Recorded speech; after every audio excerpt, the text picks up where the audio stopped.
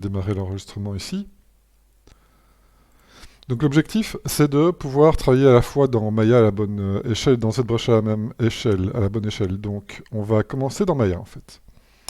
Et dans Maya, pour s'assurer qu'on travaille à la bonne échelle, la première chose qu'on va faire, c'est vérifier l'échelle dans laquelle on travaille. Et ça se trouve dans... c'est Edit. Pas du tout. Monsieur, Oui. est-ce qu'on peut voir votre écran, s'il vous plaît? Ouh, bonne idée ça. C'est mieux comme ça, hein. Merci. Merci Tristan pour ta vigilance. Donc Windows, préférences, enfin Settings, préférences, préférences.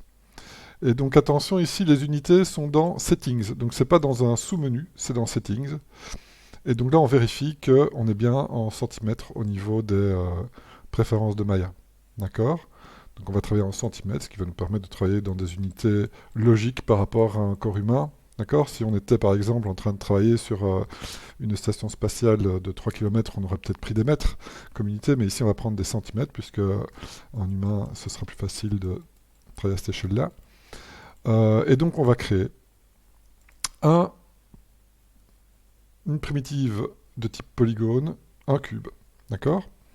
Quand on crée le cube, on peut cliquer sur les inputs ici, et on voit que c'est un cube de 1 sur 1 sur 1. D'accord? Donc 1 cm sur 1 cm sur 1 cm. C'est 1 cm cube, c'est tout petit. Nous, ici, on veut avoir un référentiel qui va nous aider par rapport à la construction de notre personnage. Là, c'est en fonction de la taille de votre personnage que vous allez changer la valeur de la hauteur du cube. Donc, moi, c'est Hulk, il mesure 2,30 m. Ça va? Donc, je mets 230 cm. Vous, en fonction de votre concept, vous allez peut-être choisir euh, une taille un petit peu plus réaliste, 1,85 m, ou si vous faites un petit troll, ça peut être 1,20 m. D'accord? Donc là, vous mettez vraiment la hauteur par rapport à votre propre concept. En largeur, je mets 100 et en profondeur, je mets 50. Ça, c'est pour qu'il y ait une différence entre la largeur et l'épaisseur. Je ne vais pas forcément respecter cette boîte-là en largeur et en profondeur, mais c'est juste pour avoir une idée. L'important ici, c'est surtout la hauteur. D'accord? Alors, si je clique sur 4, je vois que la base de ma boîte n'est pas en 0. Le 0, c'est la grille qui est ici. Donc, je vais mettre la base de ma boîte en 0 en faisant une translation en Y de la moitié de la hauteur. Donc là, vous divisez votre hauteur en deux, chez moi c'est 115, et donc vous déplacez la boîte du nombre d'unités pour qu'elle soit bien avec la base de la boîte en 0. Donc on va imaginer que le personnage va remplir la boîte et que ses pieds sont à la base de la boîte. Et donc ses pieds doivent être posés à 0 sur le sol. En général, quand on fait un rig, quand on construit un personnage, c'est toujours ça qu'on fait. On laisse rarement le centre du monde, donc c'est-à-dire le 0,0 des coordonnées du monde, donc le centre de la grille qui est ici, au niveau du nombril du personnage. C'est souvent au niveau de ses pieds sur le sol, entre ses pieds sur le sol. Ok. Ensuite, avant de passer dans cette broche avec cette boîte-là, on va s'assurer que tous les paramètres sont resetés. Donc, qu'on n'ait plus d'input ici. Donc, on va en faire un mesh et puis une primitive. Pour ça, on va dans Modify, pardon, dans Edit, Delete by Type, History. Là, on voit maintenant que c'est un mesh traditionnel qui a plus de paramètres et donc que c'est tout propre. On voit encore cependant qu'il y a une translation. Et donc on va aussi resetter les transforms. Donc c'est Modify, Freeze Transform. Et là on voit maintenant que la boîte n'a pas bougé. La base est toujours en 0, mais que maintenant il n'y a plus de valeur de translation. Donc là on a bien géré la Refbox 230, c'est son nom. Hein, je m'en servirai plus tard pour venir mettre les objets que j'ai fait en retopo ou le prototype qu'on fait dans ZBrush. On va le voir tout à l'heure, on viendra le repasser dans la boîte pour voir si ça fonctionne toujours bien. Et donc ceci, je le sélectionne et je vais faire un export.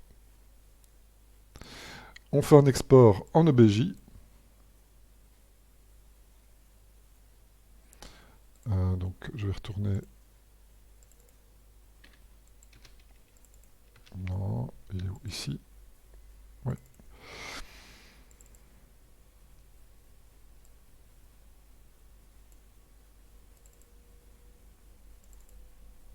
Alors, je sauve ça en OBJ, donc je mets ça dans mon dossier OBJ, d'accord? Donc c'est refbox 230, ici je vais appeler ça B2C2, vu que vous êtes les B2C2.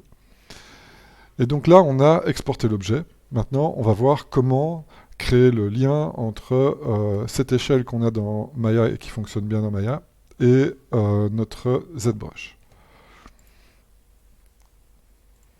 Alors, dans ZBrush, pour initialiser un ZBrush aux bonnes dimensions, on va cliquer sur le gros S jaune. C'est important de cliquer sur le gros S jaune et de ne pas aller chercher une box ici dans la Lightbox, d'accord? Parce que quand on fait ça dans la Lightbox, on crée un nouveau projet. Et quand on crée un nouveau projet, les valeurs de scale du projet et de l'échelle euh, du fichier ZBrush changent avec l'échelle du projet et on veut pas ça. On veut que ça soit tout propre. Donc on va aller chercher un cube dans nos primitives ici. On dessine le cube et comme d'habitude, on clique sur Edit, on met le matcap gray et on active la perspective. Donc là, on vient juste d'initialiser un fichier ZBrush et là, on est sûr que c'est bon.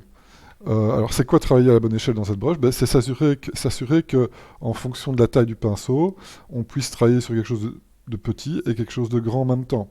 Si l'objet est trop grand, eh bien, on aura beau diminuer la taille du pinceau, ou augmenter la taille du pinceau, il ne sera jamais assez grand pour faire les choses au niveau du move, par exemple, qu'on a envie, etc. Donc, c'est important de travailler dans une taille qui correspond aux unités de ZBrush. Idem pour les unités qu'on va peut-être parfois mettre dans certains sliders. Si l'objet n'est pas à la bonne taille dans ZBrush, vous allez devoir mettre des valeurs ridicules où les sliders seront inutilisables parce que leur effet sera soit trop fort, soit pas du tout visible. D'accord? Donc ici, on initialise ZBrush pour travailler à la bonne taille. Maintenant, on va importer la box qu'on a créée. Et c'est là qu'on va comprendre le principe de pouvoir faire plusieurs objets dans ZBrush. Donc là, pour le moment, on a appris à travailler sur un objet unique. Donc on a créé une tête de squelette qu'on a sculpté d'un bloc dans ZBrush et sur lequel on a appliqué tout le reste de la filière, la rotopole, les UV, le baking, le texturing, etc. Ici maintenant, on va complexifier tout ça. Et pour complexifier tout ça, on va commencer par créer dans ZBrush une scène avec plusieurs objets. Imaginez le crâne, avoir la partie supérieure du crâne, avoir la mâchoire qui est séparée, avoir des dents qui sont séparées, des cornes, s'il y a des cornes, avoir chaque objet séparé pour se faciliter le travail. C'est plus facile d'accéder à des endroits à l'intérieur de la tête, etc., si la mâchoire n'est pas là. C'est plus facile de bien sculpter une dent si chaque fois elle n'est pas soudée à la mâchoire, d'accord? Donc on va voir comment créer plusieurs objets. Alors vous avez vu que quand on sauvait notre fichier ZBrush, on crée des Z-tools, d'accord? C'est le nom de la nature du fichier ZBrush. À l'intérieur d'un Z-tool, on va avoir des subtools. Subtool, en fait, c'est ce qui compose le Z-tool. Quand vous sauvez votre Z-tool, même si dans la nomenclature de votre fichier ZBrush,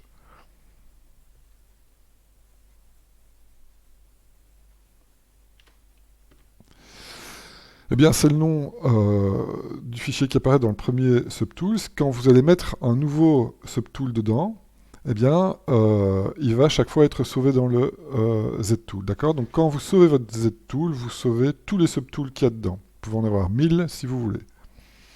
On verra aussi comment les organiser avec des folders plus tard, quand ça devient trop complexe à gérer, ou pour faire certaines opérations avec certains outils, comme on le verra tantôt.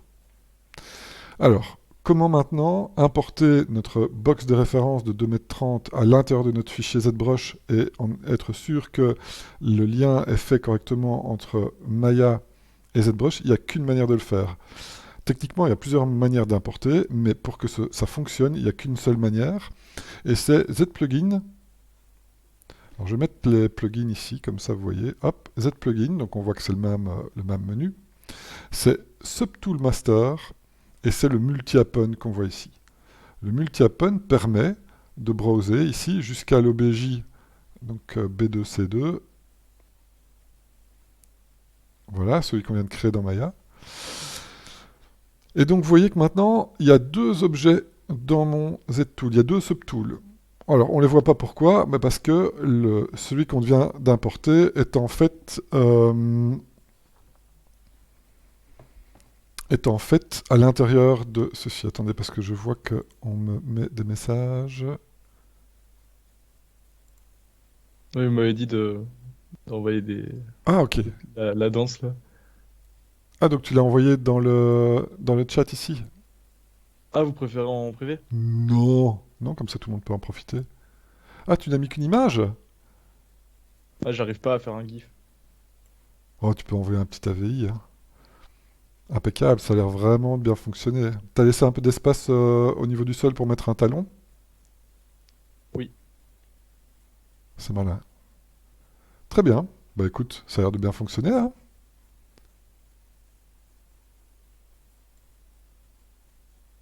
Extra, c'est bien que ça fonctionne comme ça du premier coup, parfait. Je peux commencer à tester de le sculpter du coup. Oui, hein, oui, bien sûr. De toute façon, même s'il y a un petit quelque chose à changer au niveau des proportions, on le fera alors que tu as déjà sculpté, hein, sans problème. Avec les niveaux de subdivision. Ah, tu veux déjà passer par là? Oui, tu peux aller par là si tu veux, ouais. Mais j'ai pas encore C'est ce montré qu'on ça. avait vu au workshop, il me semble, Ok, mais j'ai pas encore pour montré pouvoir ça. faire des modifications. Ok, ça va. Ouais, mais on va voir ça assez rapidement, donc tu peux y aller, ouais. Très bien. Donc, comment afficher les éléments? Alors, chaque fois que vous avez plusieurs subtools, il y en a toujours un qui est en surbrillance foncée, en surbrillance noire, c'est celui qui est sélectionné. Celui qui est sélectionné sera toujours visible, même si vous cachez le petit œil, comme on cache les layers d'un calque dans Photoshop. Donc on cache l'objet, on voit que c'est la grosse box, elle est toujours visible. Pourquoi? Parce qu'elle est sélectionnée. Si je sélectionne l'autre, elle n'est plus visible. Pourquoi? Parce qu'elle est cachée. D'accord? C'est aussi simple que ça. Alors je peux avoir plusieurs objets visibles en même temps en activant, par exemple, la transparence. Et là, on voit bien que la box qui est sélectionnée est à l'intérieur de la grosse box, et donc c'est bien ma ref box qui est à l'intérieur ici. Alors que vous ayez créé une box de 2,30 m ou d'1,20 m dans Maya, elle occupera toujours la totalité de la hauteur de notre primitive. C'est un peu le principe. Et donc on va s'assurer que tout notre personnage va être construit dans la primitive pour justement pouvoir bien travailler euh, avec les unités de ZBrush, avec les outils de ZBrush. Ça va? Donc je rappelle, pour importer cette refbox en OBJ, vous allez dans ZPlugin, Subtoolmaster, Multi-Append. Monsieur, Oui, comment vous avez mis en transparence? j'ai activé la transparence ici. Ah ok, merci. Et avec plaisir. Et donc, j'insiste là-dessus, quand vous sauvez votre scène, toujours aller dans Save as ZTool, d'accord? Parce que si vous sauvez un projet, ou si vous avez ouvert un projet pour faire ceci, ou si à un moment donné vous ouvrez un projet et que vous ouvrez le ZTool, ce ZTool-là, dans un nouveau projet, vous risquez de corrompre le lien d'échelle entre ZBrush et Maya, ça arrive chaque année. Donc, n'ouvrez pas de projet, c'est pas nécessaire. Ne sauvez pas un projet, c'est pas nécessaire. Toujours travailler au niveau de la mode pour que ce soit propre. D'accord? Alors, il y a moyen de dépétouiller ça, il y a moyen de remettre ça à la bonne échelle, mais c'est chaque fois du chipotage et ça crée du stress et du temps de travail qui n'est pas nécessaire. Les projets, c'est dans File, Open and Save. On n'a pas besoin d'aller là-dedans, nous. Parce que ça va enregistrer ou ouvrir une série de choses dont vous n'avez pas besoin, qui vont alourdir votre projet. Là, on ne travaille que en modélisation, donc ZTool, ça suffit. Ça va? Voilà, donc là, on a initialisé les deux. Maintenant, on va amener de la matière pour faire la tête, par exemple. Alors, une des manières d'amener de la matière, c'est d'importer, par exemple, une sphère. Créer une sphère primitive qui va venir s'insérer dans les subtools. Pour ça, c'est ici dans Append. Et vous voyez qu'on peut absolument tout importer via le Append. Et le Append, ça importe dans le ZTool. Voilà, donc là je viens de créer une sphère. Vous voyez que c'est une primitive, donc elle a la taille de la primitive box, c'est logique. Et donc nous, on a envie d'en faire la tête de notre personnage. Eh bien ici, on va voir comment déplacer et scaler, donc avec le move. Alors je vais activer la symétrie pour être sûr de ne pas faire de déplacement qu'il ne faut pas. Donc je vais déplacer la sphère pour qu'elle soit au-dessus de mon objet et faire plus ou moins la taille de la tête de mon personnage.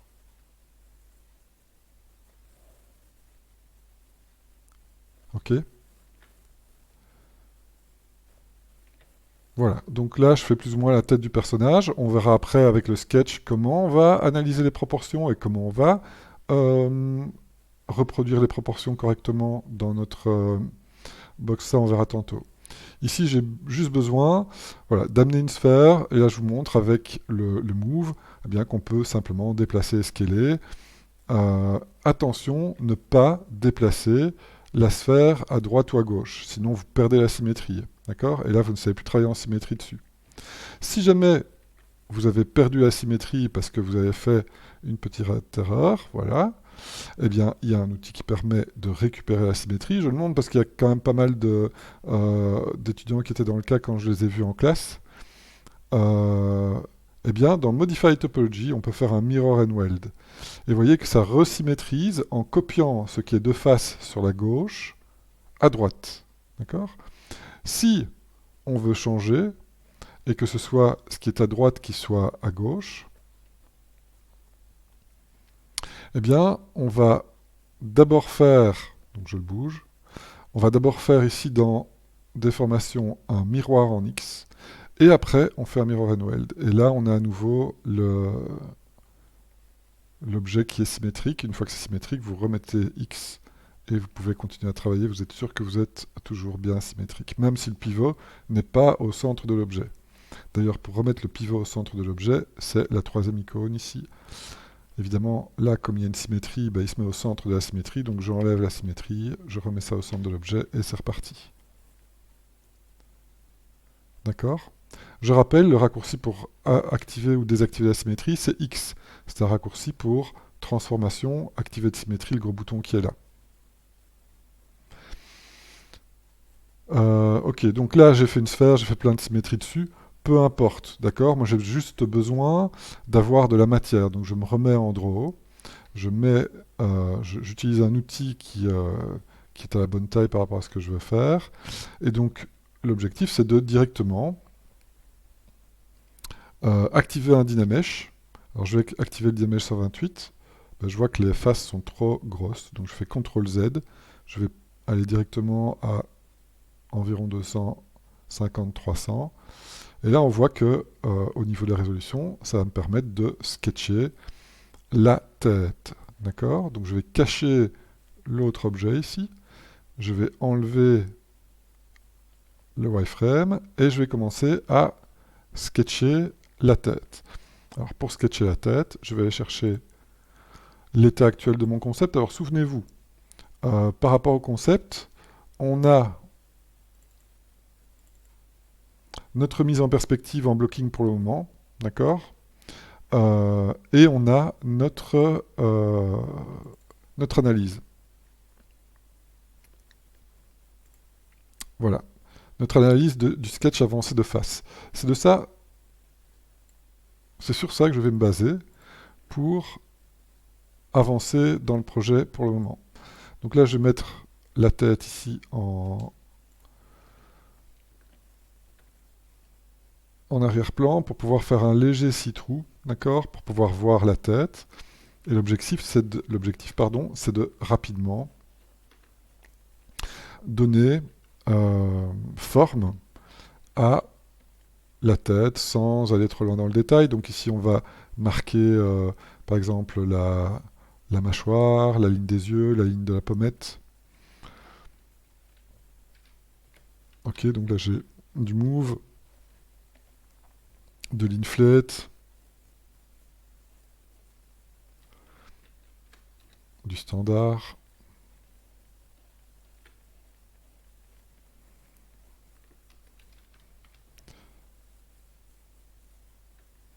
Ok, donc l'objectif, c'est vraiment d'avoir une vision globale. Là, je recalcule le Dynamesh. Une vision globale de la forme de la tête.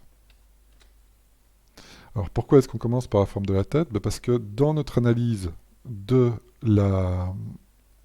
des proportions, on s'est basé sur une hauteur de tête. D'accord? Et donc, c'est ce qu'on va garder pour pouvoir observer le passage de la 2D vers la 3D. Donc, on va faire en sorte que les proportions soient conservées.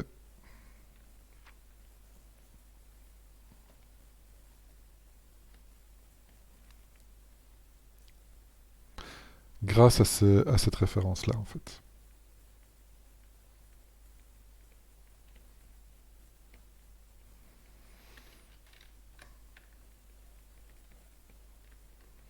Alors, j'essaye de garder le moins de définitions possible, parce que si je rajoute trop de définitions, je vais tenter de faire toute une série de détails dont je n'ai absolument pas besoin aujourd'hui.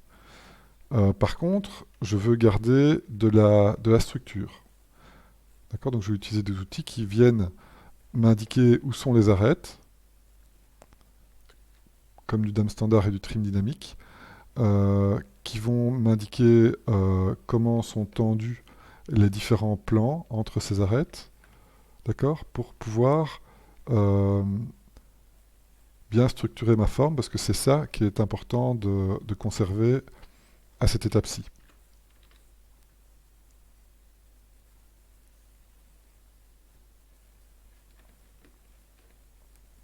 Donc on garde vraiment une structure.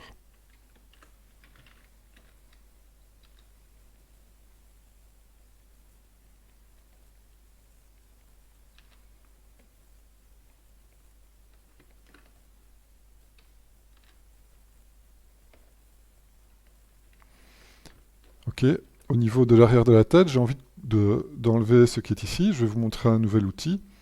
Les outils qui sont les outils de clipping. Alors les outils de clipping, c'est avec CTRL et SHIFT.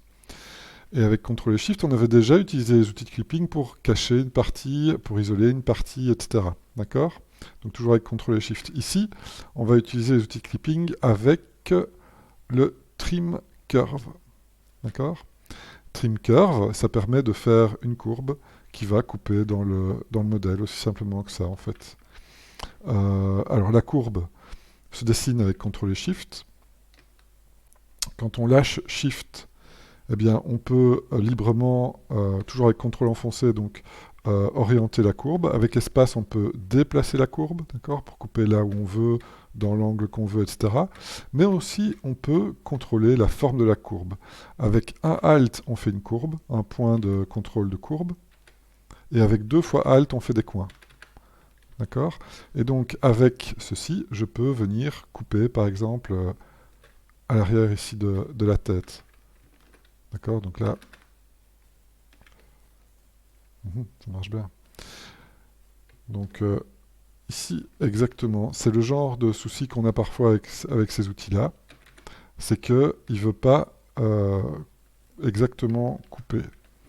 Donc, qu'est-ce qu'on va faire? On va prendre l'autre curve qui s'appelle la clip curve. Alors, clip curve, elle ne coupe pas, elle raplatit. D'accord? Elle raplatit sur la courbe, la géométrie. Mais ce qui se passe, c'est que quand on fait des choses que d'habitude certains outils n'acceptent pas, elle accepte de le faire. D'accord? Le danger, c'est que tant que ce qui reste est plus large que ce que vous coupez, ça s'aplatit, il n'y a pas de souci. Le problème, c'est quand c'est l'inverse, c'est que ce qui reste est plus étroit que ce que vous coupez, ça fait une espèce de peau tendue. Donc il faut juste faire attention à ça. C'est pour ça que d'abord j'essaye avec la slice curve, ou la trim curve plutôt, qui supprime ce qui est coupé pour ne pas qu'il y ait cette espèce de peau. Par contre, dans certains cas de figure, ça marche pas bien. Et donc, Ah, là- monsieur, Oui, vous avez testé le Knife Brush sur la 2021, la dernière version? non. Eh ben en fait, ils ont réglé tous les soucis, ça marche vraiment en un coup, quoi. C'est assez fou. Et c'est aussi avec CTRL et SHIFT? Oui, C'est la même D'accord. chose et c'est ultra puissant, hein. Franchement, je vous conseille. Eh ben, écoute, je note. Ça fonctionne sur des grosses résolutions aussi. Je note et j'irai voir ça. Merci, Di. Voilà, donc des nouveaux outils dans les nouvelles versions qui permettent de faire ces actions-là sans bug, c'est bien aussi. Donc en l'occurrence ici, j'ai pu raboter l'arrière de la tête. Je vais recalculer le Dynamesh pour pouvoir continuer à faire évoluer ça. Les masques, vous en souvenez, on va pouvoir aussi les utiliser pour masquer par exemple une partie et modifier l'autre.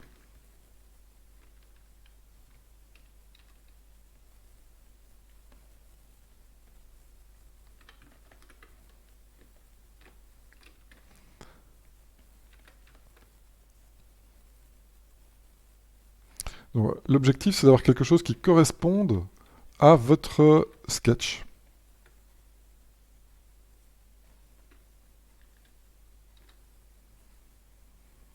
Vous pouvez les mettre en surimpression l'un l'autre pour voir si vous avez les bonnes proportions, les bons emplacements, etc.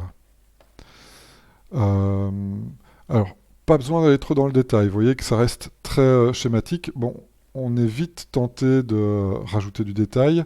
Moi, le premier. Mais vous allez voir que c'est pas vraiment le moment. Enfin, c'est pas vraiment le moment. C'est toujours le moment parce que moi j'aime bien d'avoir une bonne tête, ça me motive à faire le reste du personnage. Donc en général, j'avance assez bien sur la tête d'abord et puis. Mais ici, pour régler les proportions, on va se contenter de quelque chose d'assez assez light. Et pour les objectifs du cours, donc de faire le prototype en bonne proportion, on peut se contenter de quelque chose de plus light, tout en étant déjà représentatif de l'objet. Alors pour le moment, j'ai 2600 points, c'est vraiment très léger. Donc ce que je peux faire aussi, c'est valider ma filière Maya ZBrush. Donc je vais sélectionner le Z-Tool, pardon, le Subtool. Je vais faire un export. Je vais dans mes OBJ ici. Donc c'est Head Test. Et donc je retourne dans Maya et je vais l'importer. Et donc vérifier si mon... alors je me remets en shadé. Je vais prendre ici la box. Donc je vais appeler ça box layer. Et je vais le mettre en template. Comme ça je peux voir ma tête ici dedans. Et donc on peut voir que la tête est bien au bon endroit par rapport à ma box dans Maya. Donc on a bien le lien entre ZBrush et Maya, c'est ce qu'on voulait. Ça va, je vais sauver ça. Je sauve mon fichier Maya. Alors, dans mon fichier de production, j'ai chaque fois la version de Maya. Donc là, c'est Maya 2019. Et donc, ici, c'est Hulk Skeleton 001.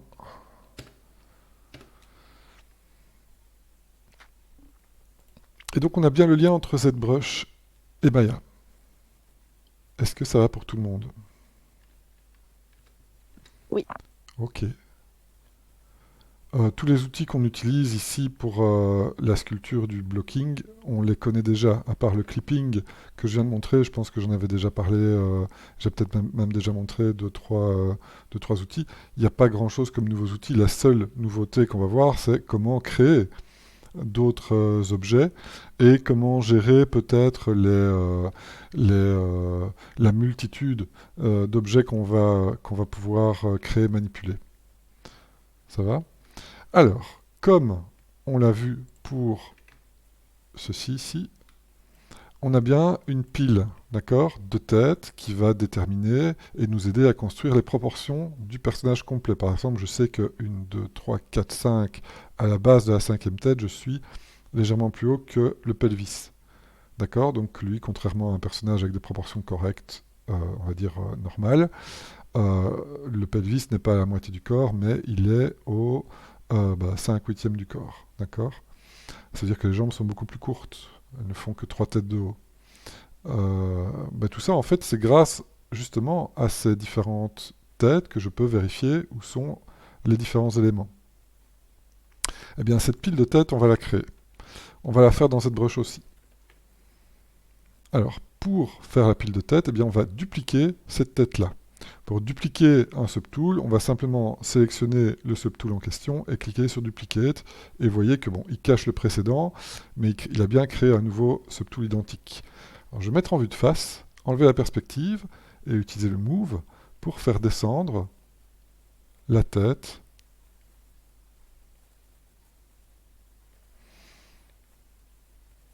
Donc là, j'en ai besoin de 9.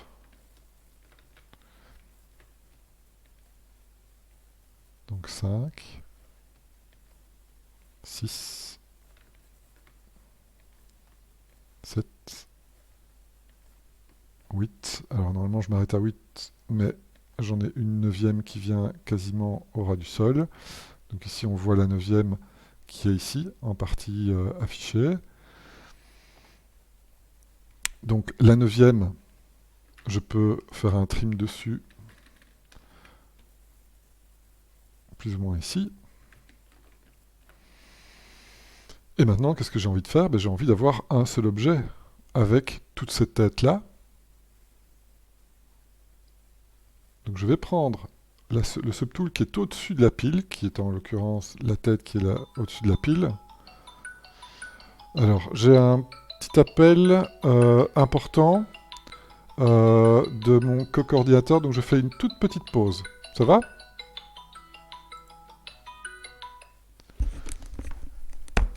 Christopher,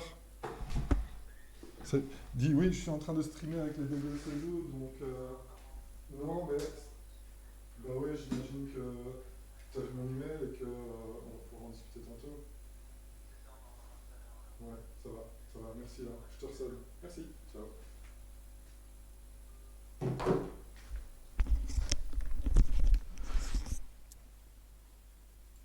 Voilà, excusez-moi. Donc, on va prendre le subtool qui est le plus haut, d'accord, dans la pile, et on va faire un merge. Donc, dans le menu subtool, vous avez un merge ici. Et on va faire un merge down. Et en fait, qu'est-ce qui se passe? Je vais mettre always OK. Eh bien, il va merger le subtool avec ce qui est en dessous, comme subtool. Et donc, je vais faire merge down jusqu'au bout.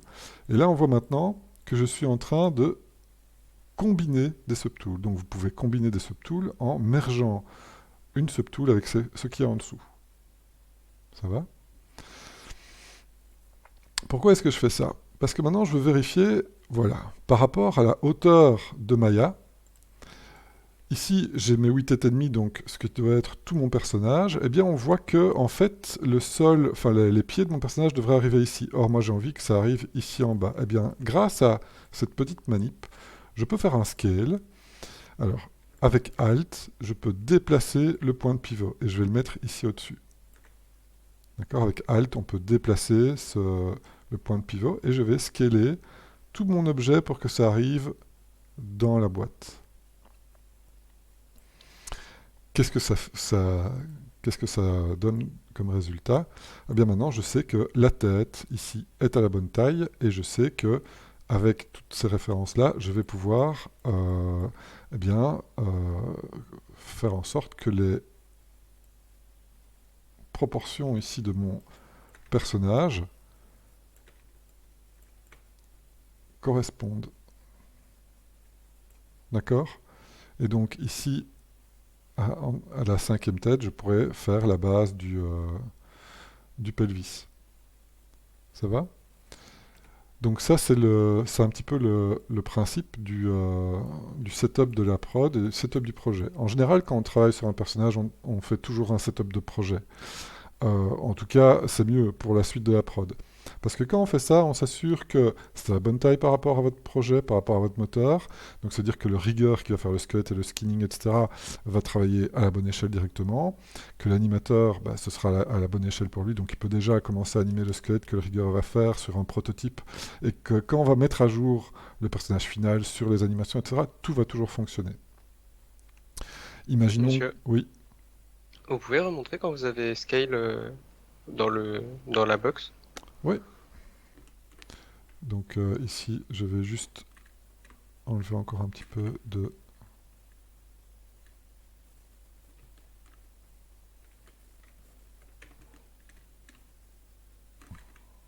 Attends, hein.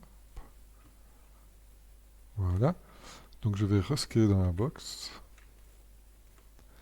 Donc je sélectionne mon objet, je clique sur Move, je bouge avec Alt mon pivot, et comme toutes les têtes sont dans un même subtool, quand je scale, bah, je mets la base ici, tu vois, hop. Donc la base qui était là au-dessus, je m'arrange pour faire un scale uniforme et que ça arrive pile poil à 0 ici. Ça va? D'accord. Ouais, Et monsieur, merci. Oui, comment vous avez fait pour mettre toutes les têtes pour faire un subtool? ok, je vais remontrer. Donc, Désolée. non, il n'y a pas de souci parce que ça me permet de vous montrer la totalité. Parce qu'il y a moyen, évidemment, une fois qu'on a tout combiné, de tout resplitter.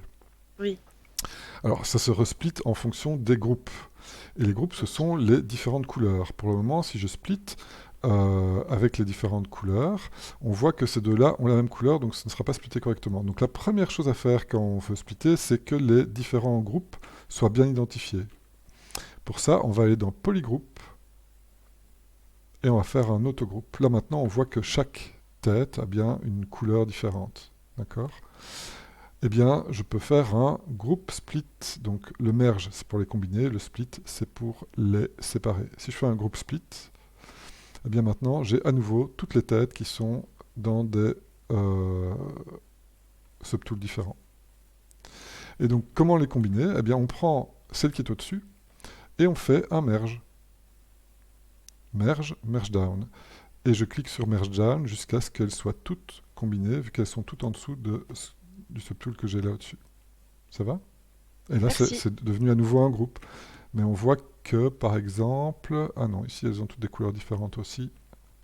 Donc là, je pourrais peut-être tout resplitter facilement. Mais de toute façon, l'objectif, c'est de garder ça complet. Donc là, je suis toujours... Ah, vous m'avez vu peut-être cliquer sur Solo. Cliquer sur Solo, quand on a tout d'affiché, ça permet de n'afficher que le subtool qui est sélectionné. Ça, c'est intéressant aussi à partir du moment où on a plusieurs subtools. Ok. Donc j'ai bien ma pile. J'ai toujours ma refbox qui se trouve ici au milieu. Maintenant, j'ai envie de pouvoir commencer à dessiner les autres éléments du personnage sans pour autant euh, avoir les têtes qui sont tout le temps dans le chemin. D'accord? Donc qu'est-ce que je vais faire? Je vais prendre la pile qui est là, je vais la dupliquer et je vais la bouger sur le côté. Et avec la pile que je retrouve ici, qu'est-ce que je vais faire? Je vais isoler la tête du dessus, puisque je n'ai pas besoin des autres. Donc avec CTRL et SHIFT, je reprends mon Select Rect par exemple, et je viens faire un CTRL SHIFT clic sur la tête qui est au-dessus. Les autres, elles sont cachées. Elles sont toujours là. Mais elles sont cachées. Si jamais, quand vous cliquez sur la tête du dessus, vous avez deux têtes qui apparaissent parce que ce sont des groupes qui sont identiques, toujours aller ici dans Polygroup, faire un autogroupe pour être sûr que chaque tête soit dans un groupe différent. Le but, c'est de vraiment cacher les autres têtes pour pouvoir les supprimer facilement. Comment supprime-t-on ce qui est caché? C'est dans Modify Topology, encore une fois, c'est Delete Hidden. Souvenez-vous, pour reboucher des trous, on avait aussi utilisé le Delete Hidden, etc. Et donc maintenant, j'ai ma première tête qui est bonne, c'est la même que celle-là, et je vais pouvoir créer les autres éléments en respectant mes proportions. Ça va? Alors, petite astuce, pour ceux qui aiment bien travailler avec leurs références, eh bien, vous pouvez mettre votre référence ici en grand. Attention, par exemple, voilà, je vais le mettre en pleine page et je vais zoomer pour avoir facilement la possibilité de retrouver cette image-là. Je vais mettre en 6 trous et je vais placer les éléments de mon ZBrush à la bonne place. Donc là, je check les proportions, voilà. Et ceci, je vais le bouger aussi pour le mettre ici. D'accord? Donc on voit que à peu de choses près, c'est la même chose dans les deux. Bon, on n'est pas non plus en train de faire des avions, donc c'est pas, faut pas que ce soit exactement non plus la même chose, mais comme ça, on a au moins une bonne idée. Ça va? Et alors, ce que je peux vous montrer, c'est que vous pouvez sauver cette vue-là. C'est-à-dire que maintenant, si je vais dans Documents, j'ai montré à certains, alors je vous le montre aussi, ZAppLink, vous pouvez faire un Cust 1. D'accord? Quand on fait un Cust 1, donc on a enregistré cette position de caméra. Si je bouge, parce que j'ai envie de me mettre en perspective et de venir sculpter sur la tête, etc., eh bien, à tout moment, je peux retourner, cliquer sur Cust 1, et il remet ça à la bonne place. D'accord? Donc on peut facilement travailler sur l'objet, même en zoomant et en changeant. Donc là, j'ai changé un peu la largeur parce que ça correspondait mieux. Donc ici, c'était la hauteur qui était importante. Donc là, je peux modifier ça. Eh bien, je peux venir travailler et revenir à tout moment, cliquer sur le Cust 1 ici pour le remettre sur mon concept. Ça veut dire que le concept, je ne vais pas le bouger dans le background non plus. Ça va? Donc je peux enlever la perspective aussi pour que ça soit vraiment en vue strictement de face. Ça va? Petite astuce donc pour se coller à votre concept. Voilà. J'aurais une question, monsieur. Oui. Est-ce que vous pourrez remontrer quand vous avez caché les têtes en dessous que vous les avez groupées, que vous avez pu les cacher du coup et les supprimer? Ouais, donc en fait, quand tu as ta colonne qui est là, avec CTRL-SHIFT, tu cliques sur la tête du dessus, les autres sont cachés, et donc tu Ouais, peux faire un géométrie, Modify Topology, Delete Hidden. d'accord. Donc ça, Delete Hidden, Delete Hidden, ça supprime ce qui est caché. Ça va? Ok. Et Ouais, donc c'est CTRL-SHIFT, clique sur l'objet que tu veux afficher. Pour inverser, c'est CTRL-SHIFT-drag à côté, et pour tout réafficher, c'est CTRL-SHIFT-click à côté. C'est les outils de clipping qu'on avait déjà vus. Ça va? ouais, merci. Monsieur, Oui. est-ce que dans ZBrush, il y a moyen de changer le pivot? Je sais pas comment expliquer. Comme si on appuyait sur D dans Maya, en Ouais, fait. donc ici par exemple, le pivot est au niveau de l'œil. Avec Alt, Ouais. je peux déplacer le pivot en fait. Ah, ok, super, merci. Ça va? Et pareil pour la rotation du pivot, du coup. Oui, c'est ça, si tu veux faire une rotation, tu peux changer avec Alt aussi. Et Ok, merci. pour revenir à la rotation du monde, tu fais un Alt-clic sur la petite icône rotation ici. Et hop, il se resnap sur Ah, le ok, pivot du monde. super. Merci. Pas de souci. Ok, je me remets en draw et maintenant on va voir d'autres manières de créer de la géométrie. Par exemple, avec CTRL, je vais créer un masque avec le mask pen et je vais venir chercher un masque ici qui va me servir à faire la base du coup. Pourquoi je fais ça? Parce que j'ai envie d'amener de la matière à cet endroit-là pour faire le coup. Alors je pourrais faire un happen d'une sphère et venir mettre la sphère ici et commencer à triturer la sphère pour qu'elle ait la bonne forme. Mais il y a moyen de faire ça plus rapidement, d'accord? Avec ce que je vais vous montrer ici, on va pouvoir créer un masque et extraire la partie qui est masquée pour en faire un nouvel objet. On va dupliquer en quelque sorte les faces qui sont là et leur donner une épaisseur. Et ça s'appelle un extract, d'accord? L'extract se trouve dans... Donc là, on peut augmenter ou diminuer le nombre de subtools visibles dans le petit menu qu'il y a là. Pour faire l'extract, je vais vous diminuer le nombre de subtools visibles pour pouvoir voir le petit menu qui est ici. Quand je clique sur Extract, il me montre ce qu'il va pouvoir réaliser. Si je tourne autour, il le supprime, c'est-à-dire que c'est juste une preview. Je peux cliquer sur Extract et me dire non, je veux que l'épaisseur soit pas de 0.02 moins 0.03. Attention les valeurs, là il faut mettre des petits chiffres comme par défaut parce que sinon ça devient vite compliqué. Voilà, c'est un petit peu plus épais. On voit que l'épaisseur c'est de 0,03 à l'extérieur et à l'intérieur.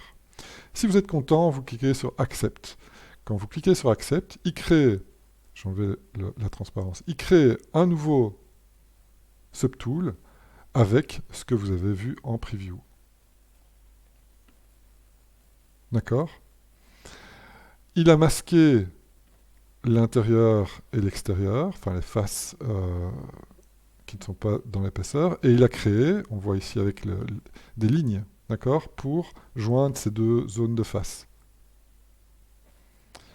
Eh bien, c'est une géométrie qui est relativement inexploitable. On est d'accord que sculpter sur des grandes faces comme ça va être assez problématique. Eh bien, on va directement transformer ça en Dynamesh. On sait que pour la tête, c'était plus ou moins 300 pour faire un objet de la taille de la tête, donc je fais plus ou moins la même valeur. On voit que j'ai enlevé aussi les masques en faisant un contrôle drag à côté ici, et je peux activer le Dynamesh. Et vous voyez que là, il me refait un petit pâté symétrique, puisque je suis en symétrie. Et je peux maintenant plus facilement travailler là-dessus pour smoother cette partie-là, d'accord? Parce que l'objectif est d'en faire un coup. Et donc, quand vous faites le coup, faites bien attention à ce que ce soit bien inséré, une partie invisible soit insérée dans le crâne. Donc ici, on va faire un blocking d'objets simples, de type cylindre, qui vont être insérés les uns dans les autres. Et même si on veut rester propre, ici, il ne veut pas non plus faire le trim, donc je vais prendre le clip, voilà. D'accord? Donc on reste propre ici dans nos formes. On va quand même faire en sorte que ce soit bien en intersection. Alors pourquoi est-ce qu'on va veiller à l'intersection? Parce que quand on va faire le rig dans Mixamo, il ne faut pas qu'il y ait de trou, de vide dans le corps, entre deux objets. D'accord? Il faut toujours que, même si vous souhaitez faire une tête qui flotte au-dessus du torse, il faut quand même qu'il y ait un coup pour Mixamo. Après, vous irez enlever dans votre objet final, vous pourrez aller enlever la pièce si vous voulez. Mais pour faire le proto, on va faire chaque fois un proto complet, avec des bras complets, etc. Même si vous avez des pièces flottantes, ça va?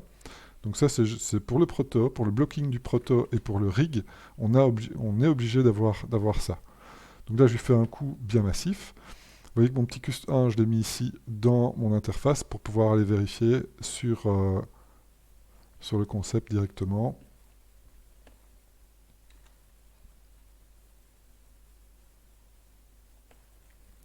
Donc je lui fais son coup bien large. Et donc je vais bloquer la partie qui est là au-dessus avec le masque lasso par exemple. Et je vais venir étirer avec un grand... c'est ici que c'est intéressant de travailler à la bonne échelle parce qu'avoir un gros pinceau comme ça, quand on travaille pas à la bonne échelle, c'est pas facile. Je recalcule le Dynamesh avec un petit contrôle drag à côté.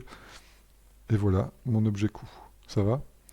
Et donc vous comprenez qu'avec ce genre d'outils, ça va être très facile de faire la suite.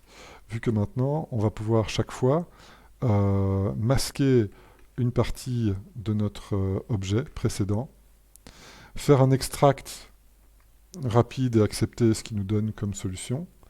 Et l'extract rapide, on peut facilement venir ici en Dynamesh 300, d'accord, et commencer à le triturer. Donc ici, je vais augmenter avec de l'inflate la valeur, je recalcule un Z-remesher, et je vais, avec le move, venir prendre la place d'une cage thoracique. Donc je tends bien les formes. Alors, pour un petit objet comme la tête, 300 c'était bien.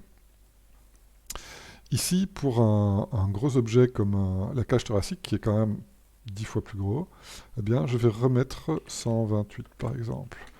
Comme ça, j'ai moins de géométrie et je peux, quand je smooth, regardez, vous voyez, tendre les formes plus facilement. Alors, sa cage thoracique, elle est énorme. Alors, je vais sauver pour être sûr qu'il n'y a pas de souci. Du coup, c'est pas ZBrush 2020, c'est ZBrush 2020, ok. Jusqu'à 0,3, je vais mettre les autres après dedans. 8, voilà. D'accord. Et vous voyez que la cage thoracique, je peux vraiment y aller. Donc là, je prends Inflate et je fais vraiment gonfler ça en fait.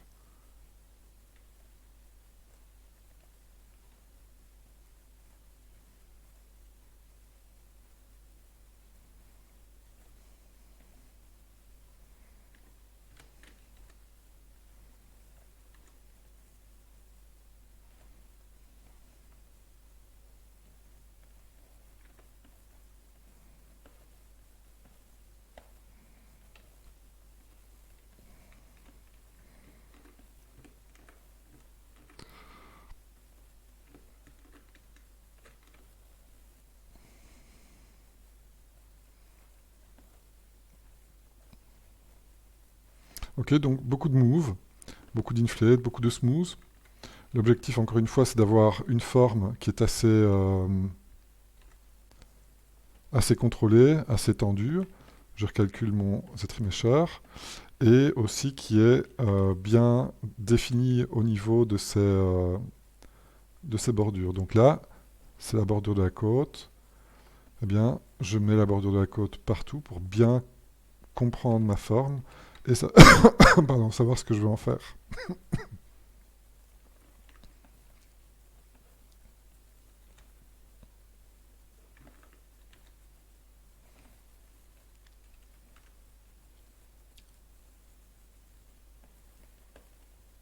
D'accord? Et là, une fois que mon edge est bien défini, eh bien, je peux plus facilement venir tendre les surfaces entre les edges. C'est pour ça qu'on fait apparaître les edges, c'est pour bien comprendre la forme, pouvoir définir les surfaces qui viennent. Donc là, je vais insérer mon bras quelque part ici, donc je viens préparer le socket où je vais venir placer le bras.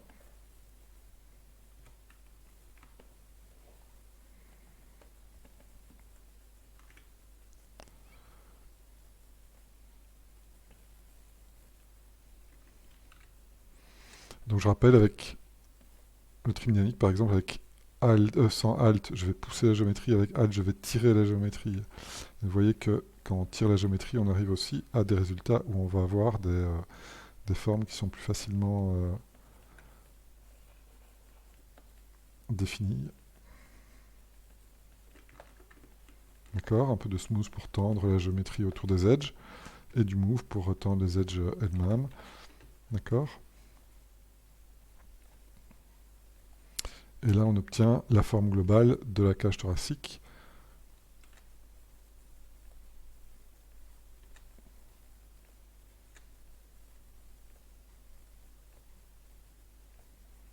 Et on voit que... Monsieur Oui, et on voit que ça correspond bien Euh, ici.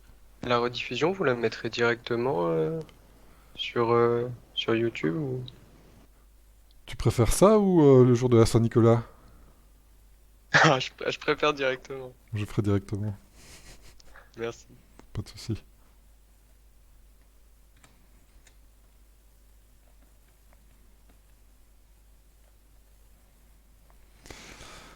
Ok, donc je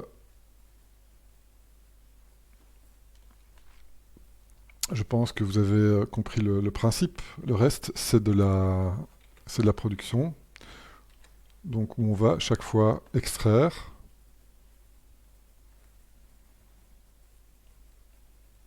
à partir d'une surface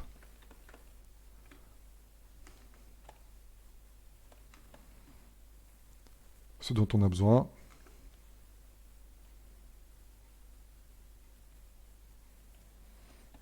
Enlever le masque, d'accord? Pouvoir faire par exemple un inflate, un petit smooth. Vous voyez que ça fait rapidement une boule. C'est un peu ce qu'on veut, hein, avoir de la pâte pour pouvoir travailler.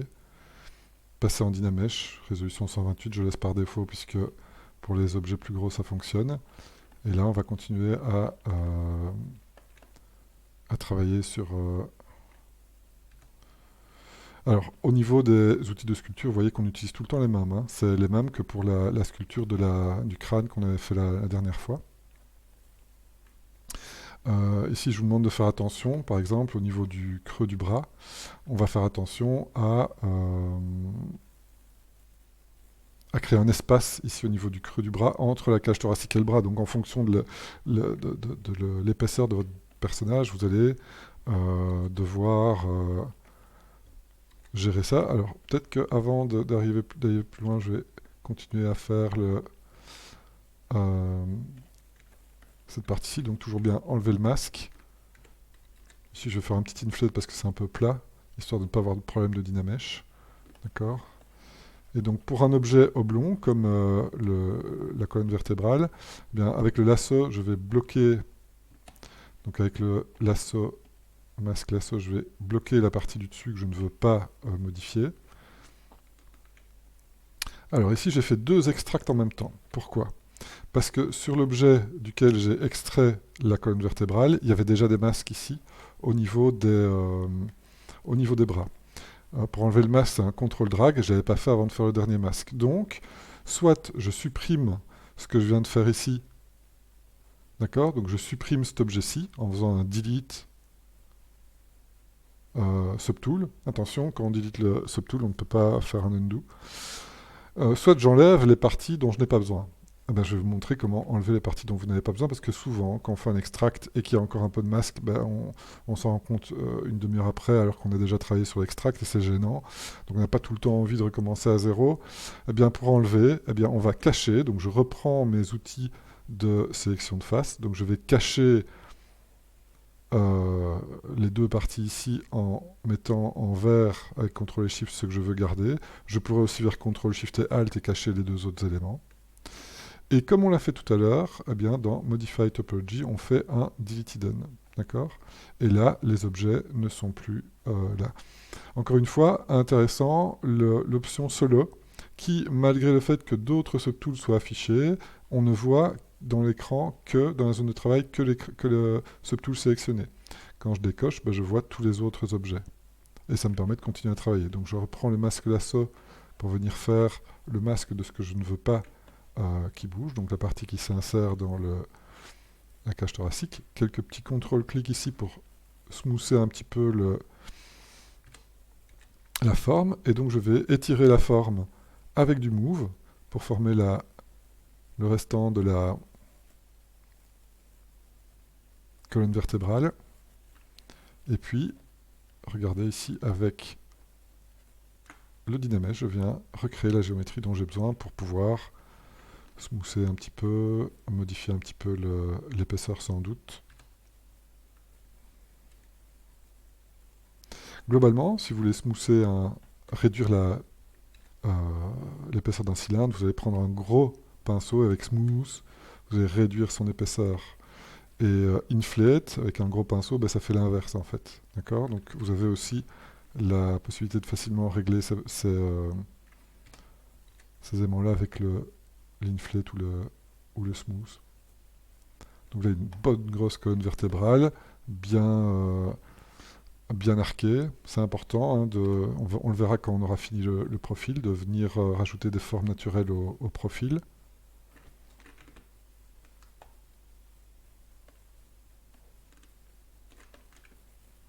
Ok. Ici, je me remets en Cust 1 et je viens voir un peu ce que ça donne. Donc j'ai bien une belle grosse colonne vertébrale qui va rentrer dans le pelvis. Et donc je peux faire le pelvis, encore une fois, en venant faire un extract à partir de ceci. J'enlève le masque et je me mets en Dynamesh. Donc là, le principe, vous le connaissez. Attention, quand on extracte une espèce de cuvette, ça donne une espèce de cuvette. Si vous ne voulez pas avoir de problème, je vous conseille de bien faire un inflate et de recalculer votre Dynamesh pour ne pas avoir cette espèce de trou. D'accord? Et pour avoir une petite boule de pâte. La forme du pelvis, eh bien, on va la faire en forme de slip. D'accord? Pour se simplifier la tâche. En plus, on va faire en sorte que ça corresponde à notre concept. Donc si vous avez un pantalon, des manches de veste, etc., vous allez vraiment faire un pantalon et des manches de veste. Hein. D'accord? Donc ici, le slip. En commençant par la partie, on va dire, ceinture.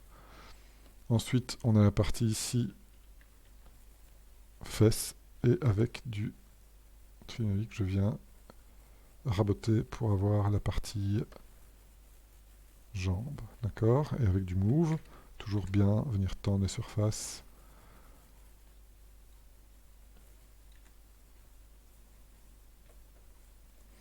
Et avec du smooth, tendre les surfaces entre les edges. D'accord? Donc là, on vient de voir une manière de commencer le slip.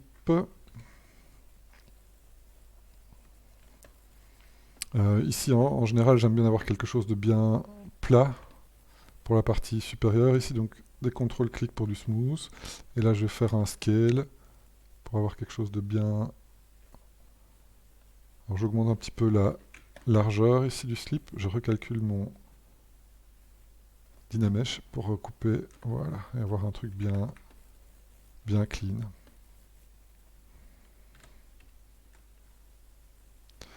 Encore une fois, on voit que l'angle de la ceinture n'est vers l'avant. L'angle ici de la cage thoracique, en général, c'est plus vers l'arrière. D'accord, donc on va garder des courbes, garder des angles naturels quand on crée notre personnage pour ne pas avoir de soucis au niveau de la superficialité de l'aspect bâtonnet avec des angles qui sont tout le temps droits, des axes qui sont droits au niveau du profil, etc. On rajoutera aussi des courbes dans les jambes. Et donc tant que j'y suis, à partir du pelvis, je vais faire les jambes justement. Donc ce que je vous conseille, c'est d'avoir 3 parties pour le tronc. La cage thoracique, la partie soit ventrale si le ventre est rempli, soit colonne vertébrale, et la partie slip. Pour les bras, on aura le biceps, les avant-bras et les mains. Et pour les jambes, on aura le fémur, le tibia péroné et le pied. Avec ça, on aura notre blocking et on pourra venir par après remplacer les différents éléments par de la sculpture. On verra comment créer des habits, comment créer des cheveux, enfin, surtout une ceinture et des chaussures et des os. Et puis peut-être un peu de la surface et des cheveux si on a le temps. Donc l'objectif, c'est dans un mois d'avoir le high poly qui est fini pour pouvoir, dès la rentrée de janvier, travailler sur le low poly, les UV baking. Vous avez déjà eu un aperçu de la filière totale. Maintenant, on va complexifier ça et voir comment gérer la quantité d'objets qui grandit. Hein. D'accord ? Donc, vous connaissez maintenant les outils et la filière.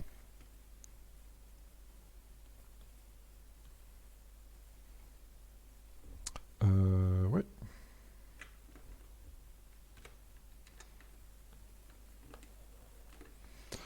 Donc Dynamesh 128, hop. Donc dans mon cas, il a un short, mais je vais quand même montrer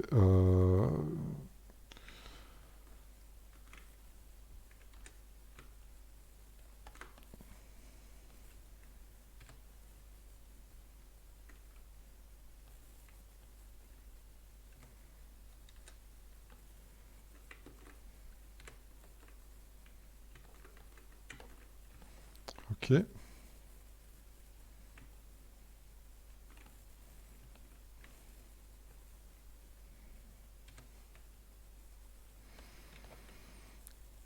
Voilà, donc ici on a notre première partie, le groupe fémur. Alors chez moi, il a des fémurs tout petits, mais super massifs, puisque l'objectif c'était de faire semblant qu'il soit bien musclé avec des gros os. Ça, encore une fois, chacun son concept. Je ne veux pas que ce soit trop rigide, donc le groupe fémur, je vais le faire légèrement arquer vers l'avant, pour avoir des jambes qui conservent une certaine souplesse. Je fais attention à la sculpture dans tous les angles ici pour ne pas avoir d'aspect, j'appelle ça pipette quand il y a des petits angles qui viennent se marquer dans les tubes. Donc là je veux des beaux tubes, d'accord, même si après on veut rajouter des volumes secondaires, d'accord, donc bien lisser les éléments. Et bien aller dans tous les angles pour voir si on a bien des formes qui sont bien contrôlées. Un peu d'inflate pour corriger, du smooth pour tendre les surfaces aussi.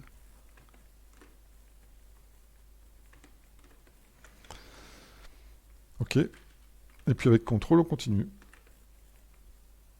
Et ici, je vais mettre le genou avec le fémur.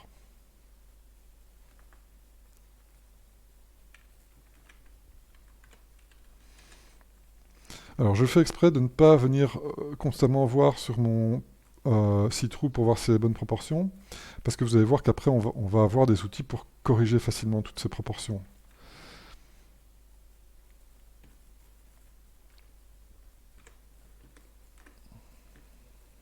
Ok, Ok, donc là je fais une boule pour cette partie-là, pour avoir un genou qui ressemble à un genou.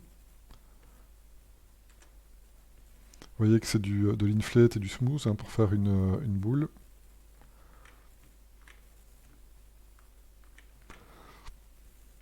Et ici je vais faire la partie tibia. Donc j'étire, hein, puis je recalcule le dynamesh et je fais gonfler avec de l'inflate.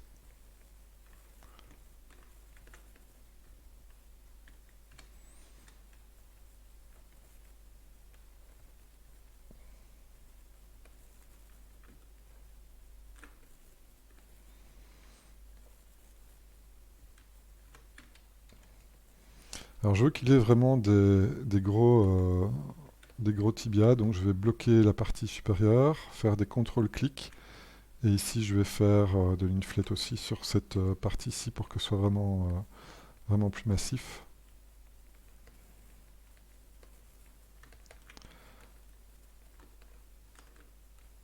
Ok. Donc voilà pour les jambes. Et donc là je vais faire les pieds.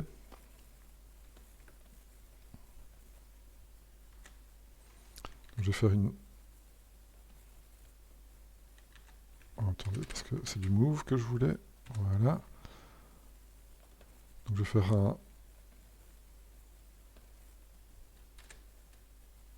un léger décalage ici entre l'intérieur et la partie avant et arrière. Bien tendre avec du smooth à l'intérieur. Objectif, venir chercher une partie pour l'extraire, passer en dynamesh, d'abord enlever le masque, de l'inflate encore une fois pour que ce soit bien gonflé, pour pas que ce soit trop fin. Pourquoi est-ce que je fais ça? Parce que si je fais un dynamesh sur un objet trop fin, il va être complètement troué. D'accord? Donc toujours bien faire de l'inflate avant de faire le dynamesh, et si jamais vous avez des trous, bah, il faut refaire gonfler avec de l'inflate avant de recréer un nouveau dynamesh. Ça, ceux qui auront le cas, ben, on pourra regarder ça ensemble. Alors, le pied, bien marquer le talon, bien marquer le pont du pied, et la partie ici, bout du pied. Vu du dessous, on va faire en sorte que ce soit bien aligné dans l'axe du personnage, avec un talon qui est plus rond et plus étroit, et la base des pieds qui est plus large ici, avec un creux à l'intérieur du pied et quelque chose d'assez rond à l'extérieur du pied. Ça va, on recalcule le dynamesh. Et une fois qu'on a fait ça, on peut couper la base pour avoir le pied qui a la bonne forme plus ou moins, et donc rectifier avec le move les choses qui doivent être rectifiées en fonction de votre concept, de votre idée et de la forme que vous voulez donner. Attention, c'est très important le pied. D'accord? C'est aussi important que la tête et les mains. Donc on aura l'occasion de... je vous donnerai beaucoup de feedback sans doute sur les pieds pour que ce soit bien structuré, bien construit.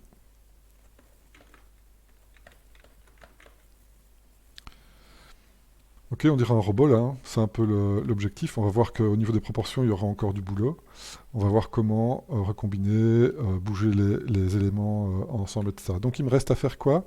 Il me reste à faire les bras, les avant-bras et les poings, parce qu'on va faire des poings. Alors je me rends compte que je vais peut-être un peu vite, mais j'imagine qu'une fois que vous aurez la vidéo, vous pourrez regarder ça à votre aise. L'objectif, c'est d'avoir une vidéo assez compacte, avec toutes les infos, sans trop de choses qui n'ont pas à voir avec le sujet. Comme ça, vous pouvez l'utiliser comme outil pour appliquer ça directement sur votre perso. D'accord? Donc là, ici, bah, c'est facile, hein, au niveau du bras, hop, on étire et on recalcule le dynamesh. Là, je fais exprès aussi de le faire dans un angle où c'est encore fort encastré dans la cage thoracique pour vous montrer par après comment régler ça.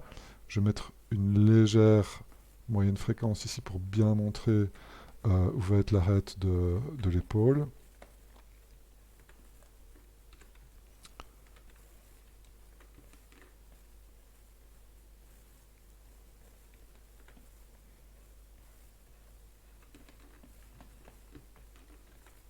D'accord.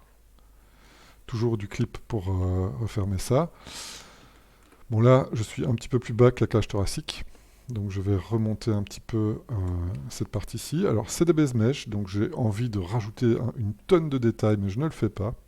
D'accord? Donc tout ce qui est volume secondaire, ce sera vraiment pour plus tard. Ici, je vais faire le coude et l'avant-bras, donc c'est le même principe que pour la jambe. Le coude va aller avec la partie inférieure. Alors là, j'ai extrait l'inverse. Et j'ai cliqué sur OK. Donc je vais faire un delete. OK. Je me remets ici et je refais un extract. Voilà. D'accord, donc j'ai supprimé le subtool que j'avais fait où j'ai extrait l'inverse. Et là, je continue à travailler avec mon Dynamesh peinard.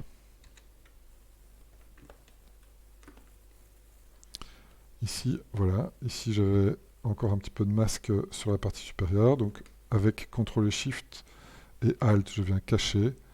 Et dans Modify Topology, je viens faire un Delete Hidden.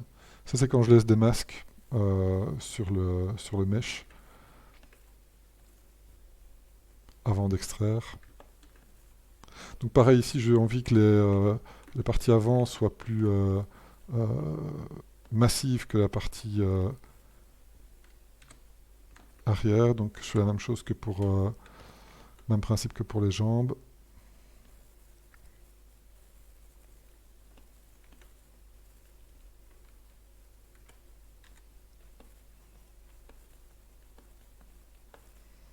Donc ici, voilà. Et alors pour ceci, avoir quelque chose d'assez naturel. Vous voyez qu'ici au niveau de la jointure, j'ai fait quelque chose qui était relativement dans un axe par rapport à l'axe de la jambe. Mais ici, c'est par rapport à la vue de face où je vais faire quelque chose qui est désaxé pour que ce soit aussi naturel au niveau des formes du bonhomme. Je me remets en clip. Voilà. Avec l'arête. Donc ça, il faudra que je vérifie ici. Donc j'ai bien un bras qui est beaucoup plus massif ici. Donc je marque l'arête pour bien montrer que ce volume-ci doit être bien plus important.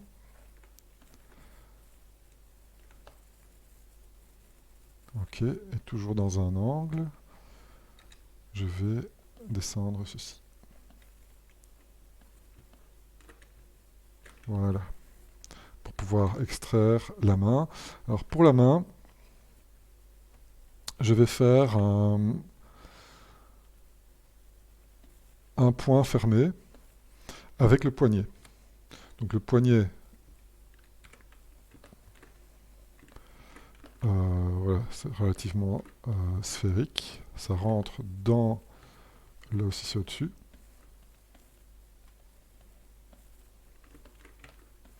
Et puis je viens définir donc la main en faisant un beau gros inflate.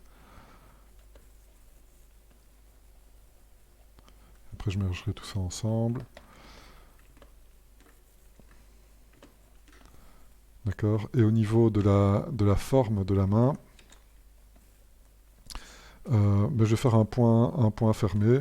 D'accord. Donc je vais faire une belle paume ici. Avec le pouce qui sera ici à l'intérieur dans un point fermé. Voilà. Les doigts qui vont se développer ici. Et les doigts qui vont se refermer ici comme un gant de boxe.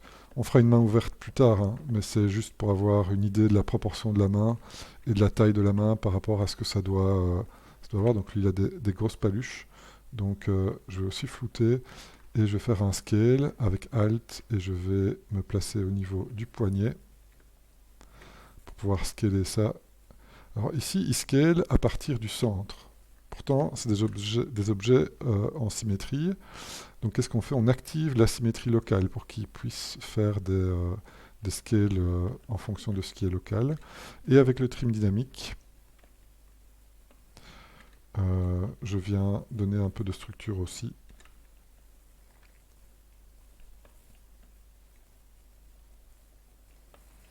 Encore une fois, c'est du blocking, cette partie-ci, ce sera développé dans un autre cours où on va faire la paume, les doigts, etc., tous ensemble. Mais comme ça, on a déjà une idée des proportions globales. OK?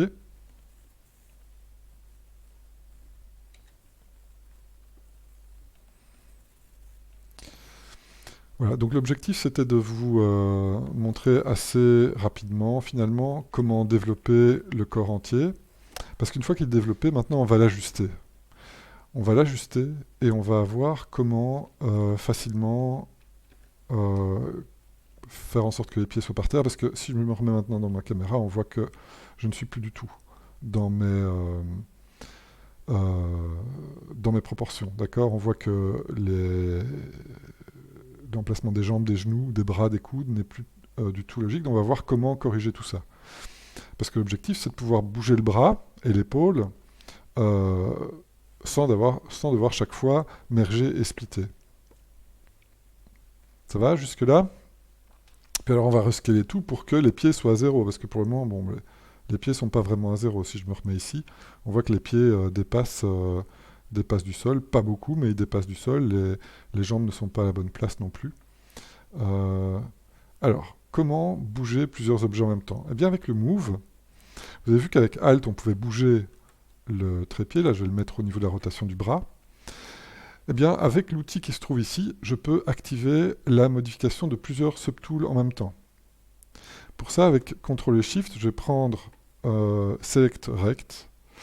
Et avec Select Rect, je peux demander, par exemple, de ne bouger que la main, plus l'avant-bras, plus le bras. Et là, maintenant, vous voyez que je peux bouger ces objets-là.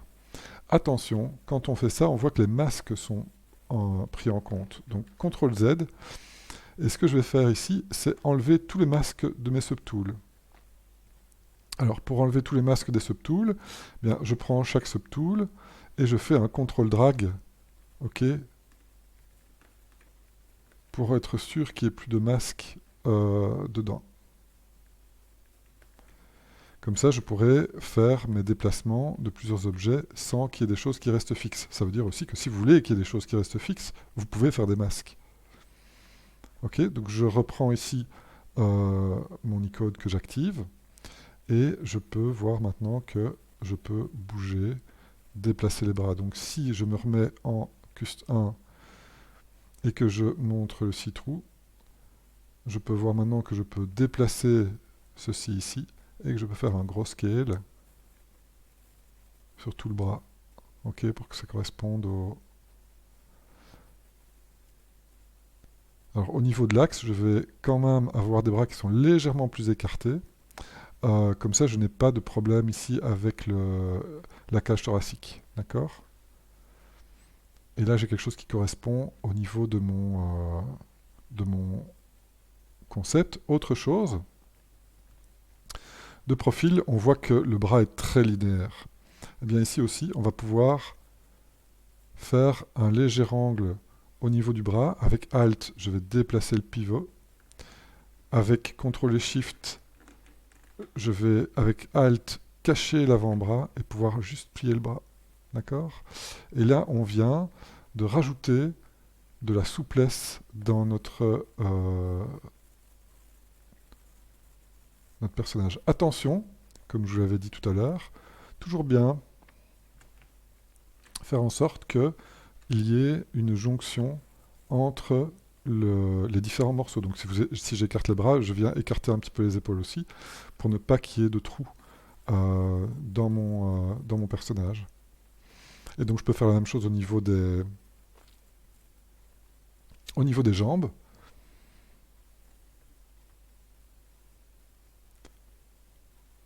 Donc là, je vois quoi? Que le pelvis doit être plus court, doit être plus plat. Alors il y a une manière interactive de sélectionner les différents objets. Je ne suis pas obligé chaque fois de me souvenir, tiens, mon pelvis est là. Avec des alt-clics, et un pinceau pas trop grand, on peut venir sélectionner le subtool dans lequel on travaille directement dans la vue. D'accord? Donc là, qu'est-ce que je dois faire avec ceci? Je dois faire un scale, parce qu'il est trop large. Donc là, je place le pivot avec Alt et je fais une rotation. Je me remets en Cust 1 et je viens faire un scale 8. pour que le pelvis revienne au bon endroit. Et je peux l'élargir aussi pour que ça corresponde avec mon dessin. D'accord? Donc son slip, il va plutôt avoir l'air d'être un gros slip comme ça. Là, c'est un petit peu trop large, donc ça, je peux rectifier à la vue. OK. Et donc les jambes, je vais les sélectionner. Alors, CTRL-SHIFT-clic, CTRL-SHIFT-drag ici, ça déloque tout. Et ici, je veux loquer les jambes, donc déloquer les jambes, donc je les isole, CTRL-SHIFT-drag, pardon, avec Alt, je les isole, CTRL-SHIFT-clic pour intervertir, et là, avec Alt, je place le pivot, et je viens bouger ici les jambes. Là maintenant, le genou doit être plus haut.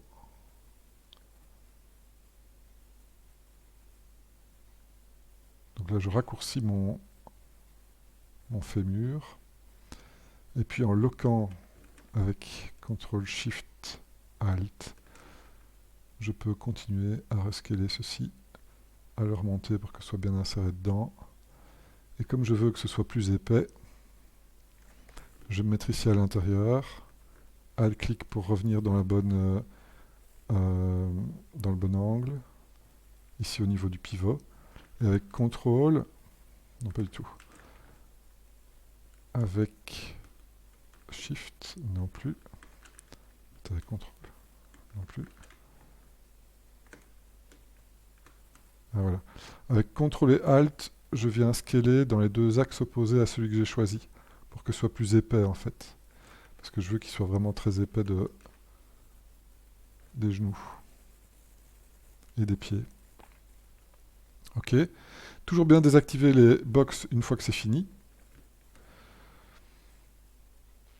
Et là maintenant, je peux vérifier que je suis bien dans mon carré. Et là, je ne suis pas dans mon carré tout à fait pour le corps. Et qu'est-ce qui n'est pas dans le carré? En fait, c'est la partie inférieure des jambes. D'accord? Donc je vais rescaler encore une fois la partie inférieure des jambes pour qu'elle soit à 0. Voilà.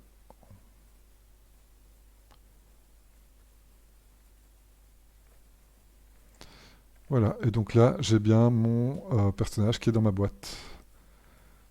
D'accord? Très important, ramener de la souplesse, comme j'ai fait dans les bras, le faire dans les jambes, d'accord? Vous voyez que les jambes ne sont pas des lignes droites, ce sont des lignes qui sont souples aussi, même si je cache le bras, donc je vais cacher les bras, et je vais vous faire un petit dessin de profil. Donc même si les axes de rotation sont relativement bien mis, c'est-à-dire que de profil,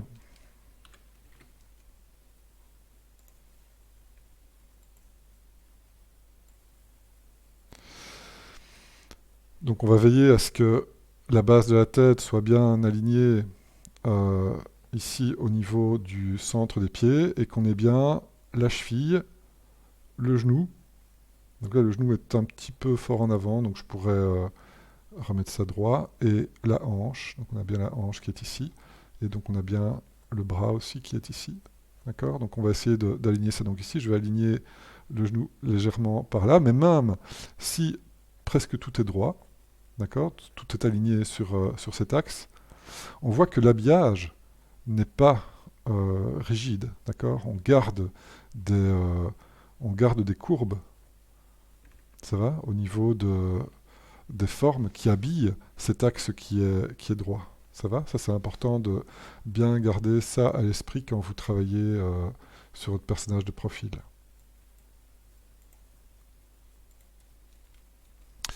Donc, comme je vous le montrais, il y a moyen de faire des translations sur deux objets en même temps. Donc, je veux bouger le genou, donc ça veut dire que je vais masquer la partie qui est ici, avec du smooth, du contrôle-clic. Pareil ici. Je veux faire bouger le genou, mais pas la partie inférieure, donc je la cache, je la masque, pardon. Les masques sont bien setupés ici et ici, donc j'intervertis. Et donc je peux faire mon move sur plusieurs objets. Ce sera cette fois-ci ces deux objets-là, et je peux ne bouger que le genou pour le remettre un petit peu plus ici au milieu, d'accord? Et on a toujours la souplesse, mais cette fois-ci c'est un petit peu plus aligné, d'accord? Donc voilà un petit peu le travail à effectuer pour la fois prochaine, d'accord? Pour la prochaine étape de validation.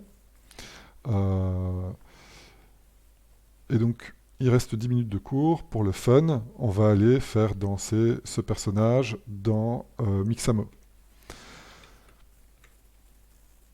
Ça va? Comme ça, vous verrez le lien avec Maya et avec le rig. Alors, pour commencer, je vais créer un sous-dossier. Donc là, j'augmente le nombre de subtools visibles.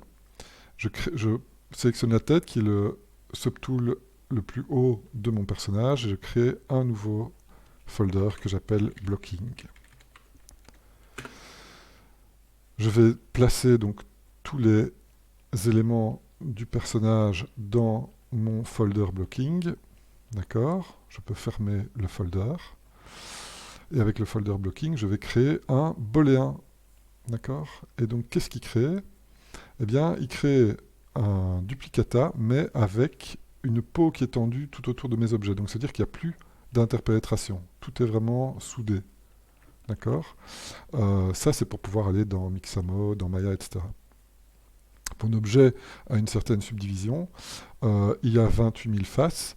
Eh bien, je vais l'optimiser légèrement pour arriver à 10 000. Donc, je fais un pré-process et je vais faire une décimation à 50%. Donc il faut que je garde une bonne répartition de la géométrie pour pouvoir avoir un skin qui est réutilisable, mais je veux quelque chose de léger pour pouvoir continuer la filière. D'accord? On a toujours dans un dossier tous les éléments qui sont séparés comme on l'avait fait. Donc ça c'est une copie en fait, hein, la décimation. On exporte ça en OBJ et c'est le blocking de base de B2C2. Monsieur, Oui. du coup, pour notre blocking, le nombre de polys idéal, c'est environ 10 000, c'est ça? Pour Faut pas que la... ça fasse... Ça, c'est pour le blocking qu'on va utiliser dans Mixamo et dans Maya. Pour Ouais, pour le blocking avec tous tes éléments séparés, tu peux aller aussi où tu veux. Bah, le but, c'est de ne pas aller trop haut pour ne pas utiliser de la mémoire inutilement. Mais il n'y a pas de contrainte virtuellement. D'accord? d'accord. Ici, c'est justement parce qu'on va utiliser, maintenant on va dans Maya, donc on a envie d'un truc plus léger. Je vais toujours l'importer pour voir si c'est toujours bien aligné, etc. Donc là, on avait la tête la première fois. Maintenant, qu'est-ce qu'on va avoir? B2C2V1, hop, voilà, on a le corps complet avec la tête qui a la taille corrigée. Donc c'est toujours bien notre box, on a bien les pieds en zéro, donc notre filière est validée. On va pouvoir sculpter exactement tout ce qu'on veut. Alors, ça veut dire que maintenant, ceux qui ont du Art-Surface, bah, vous pouvez venir sur votre blocking, créer votre truc Art-Surface dans Maya, les importer dans ZBrush avec le Subtool Master Multi-Append, il sera à la même place dans ZBrush, vous pourrez continuer à travailler. D'accord? Donc ceux qui veulent prendre de l'avance pour faire des casques et des machins Art-Surface, qu'on ne verra pas forcément dans ZBrush, même si peut-être que comme bonus on pourra le voir un petit peu quand même, bah, vous pouvez quand même avancer. Ça va? Monsieur, vous avez des bugs de micro, on vous entend Ouais, une monsieur. fois sur deux. Ouais, là on vous a pas du tout entendu. D'accord. Voilà, c'est mon micro qui s'est débranché un petit peu de mon truc. Ça, vous m'entendez mieux? Oui. Oui, c'est bon, merci. Oui, Donc en fait, ce que je disais, c'est que maintenant que vous avez un gabarit, un blocking dans Maya, si vous voulez venir mettre des pièces Art Surface comme un casque, des épaulières ou des bidules d'armure, bah, vous avez votre blocking, vous pouvez venir les modéliser autour du blocking, les importer dans ZBrush et ils seront exactement à la bonne place si vous importez avec le multi-append. D'accord? Donc cette référence-là, ça peut vous aider aussi à avancer dans votre mode. Maintenant, nous, on n'a pas envie de ça maintenant, on a juste envie de le voir danser et de s'amuser un peu. Donc je cache tout ça.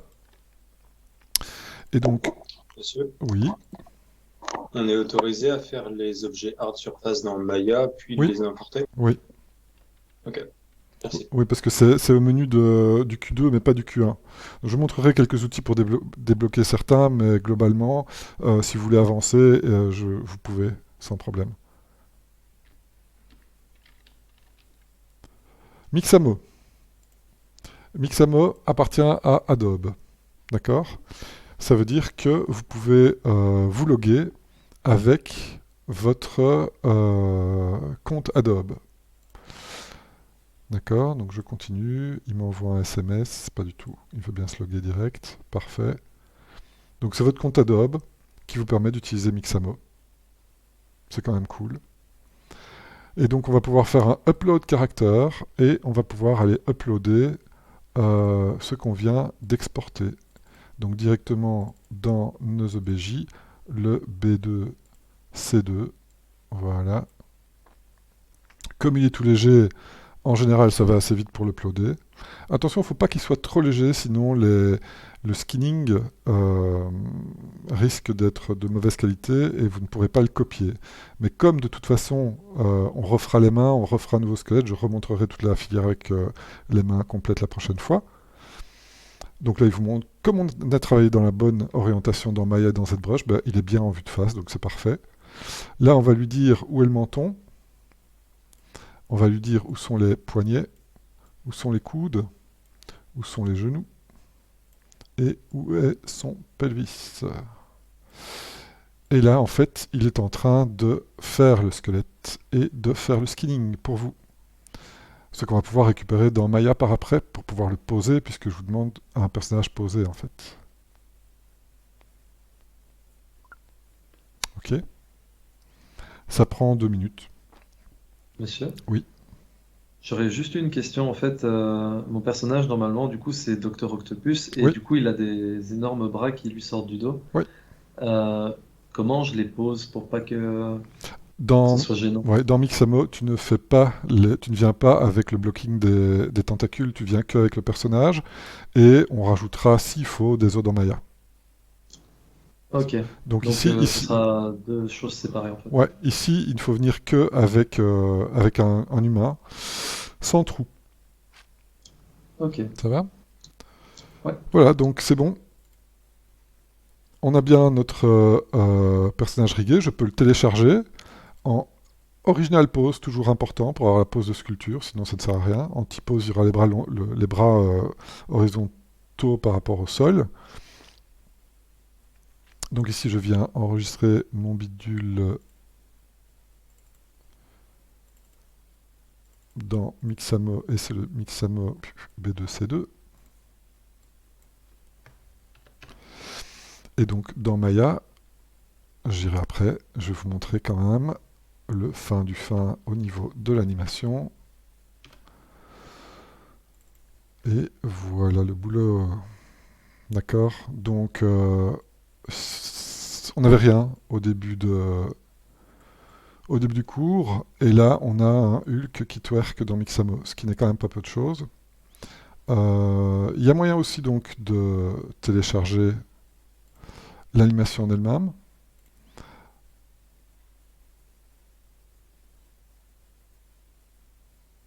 Et de la remettre dans Maya par après.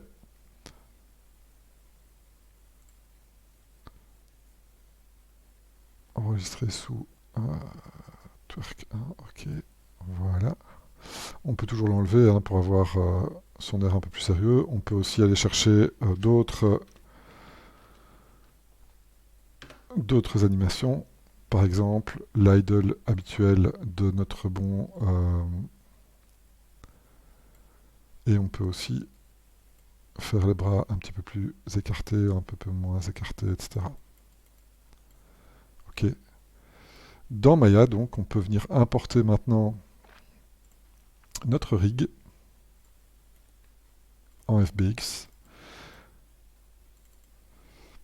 Et donc voilà, on a bien cette fois-ci notre personnage et notre squelette.